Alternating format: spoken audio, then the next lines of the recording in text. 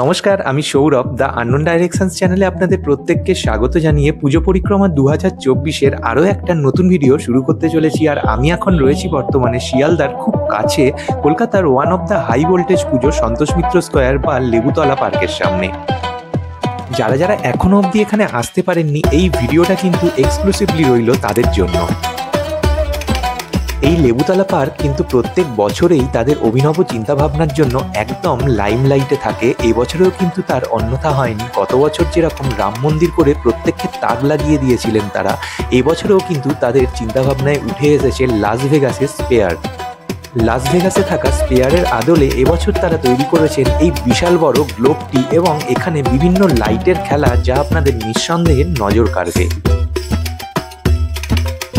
তবে আরও একটা কথাও বলে রাখা দরকার, এখানে কিন্তু ওপেনিংয়ের দিন থেকেই জনসমুদ্র চোখে পড়ছে, প্রচুর দর্শনার্থীদের ঢল নামছে, যেমনটা প্রত্যেক বছরেই হয়ে থাকে, বিশেষত সন্ধেবেলার দিকে। তাই এই কথাগুলো বলার উদ্দেশ্য একটাই, যদি আপনারা সঙ্গে একদম ছোট বাচ্চা বা বয়স্ক মানুষদের নিয়ে আসেন, সময়টা একটু বিবেচনা করে দুবার ভেবে তবেই আসবেন। ভাববেন না ভয় দেখাচ্ছি, তবে যারা আমার ভিডিও দেখেন তাদের উদ্দেশ্যে একটু তো সতর্কবার্তা দেওয়াটা উচিত, তাই না? তাই জন্যই এই কথাটা বললাম। অবশ্যই আসুন, পুজো উপভোগ করুন।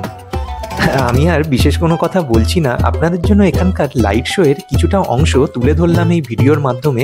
আপনারা ততক্ষণ এই লাইট শোটা উপভোগ করুন। এবং বলে রাখি, এই লাইট শো এর পর প্রধান মণ্ডপের ভেতরে মহিষাসুর বধেরও একটা শো রয়েছে, সেটাও কিন্তু থাকবে এই ভিডিওর পরবর্তী অংশে।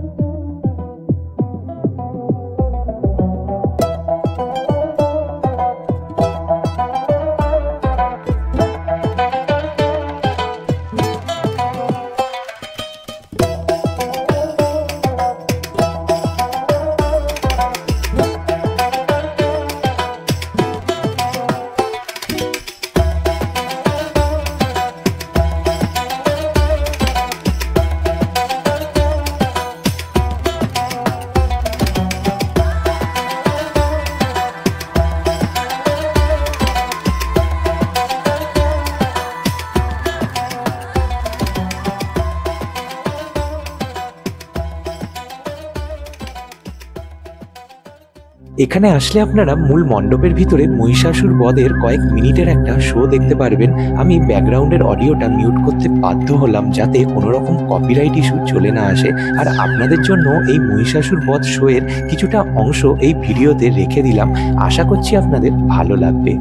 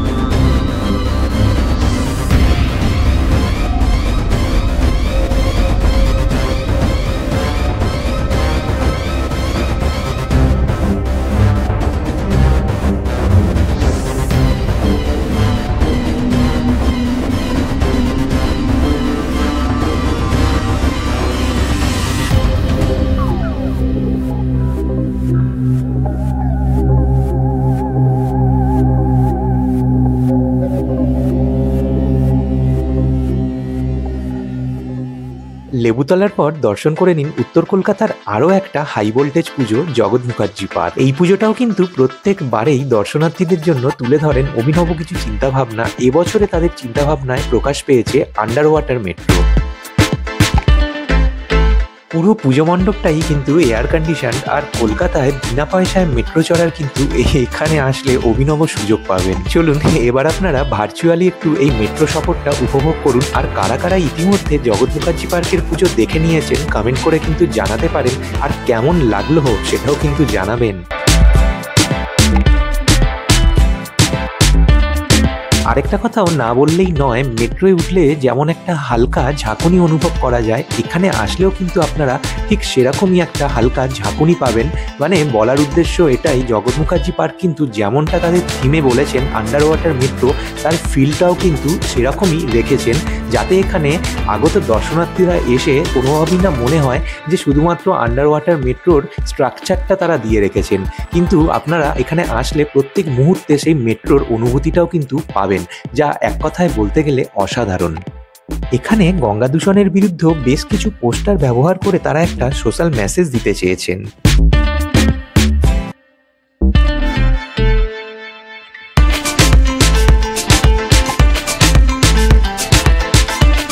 আরে ঘুমিয়ে পড়লেন নাকি? উঠুন উঠুন, প্ল্যাটফর্ম এসে গেছে, নামতে হবে তো। মানে ভাবুন, শুধুমাত্র আন্ডার ওয়াটার মেট্রো করেই কিন্তু ছেড়ে দেননি এনারা, সঙ্গে এরকম প্ল্যাটফর্মও বানিয়েছেন। মানে কতটা রিয়েলিস্টিক থিম করতে চেয়েছেন তারা। সত্যি এরকম একটা অভিনব চিন্তাভাবনার জন্য জগৎ মুখার্জি পার্ককে কিন্তু কুর্নিশ জানাতেই হয়।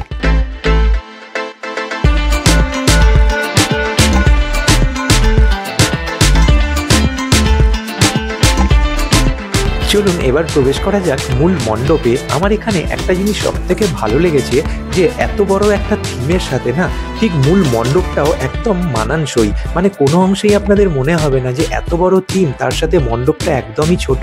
এত সুন্দর এখানে কালার কম্বিনেশন ইউজ করেছেন ওনারা, এত সুন্দর লাইটের ব্যবহার, যা এক কথায় বলতে গেলে সত্যি স্বর্গীয় পরিবেশ তৈরি করছে, যা আপনারা নিজেরা আসলেও এখানে না বুঝতে পারবেন। এখানে লক্ষ্মী, গণেশ, কার্তিক, সরস্বতীকে সিংহের উপর দেখতে পারবেন, আর সিংহটা কিন্তু আমার বেশ সুন্দর লেগেছে।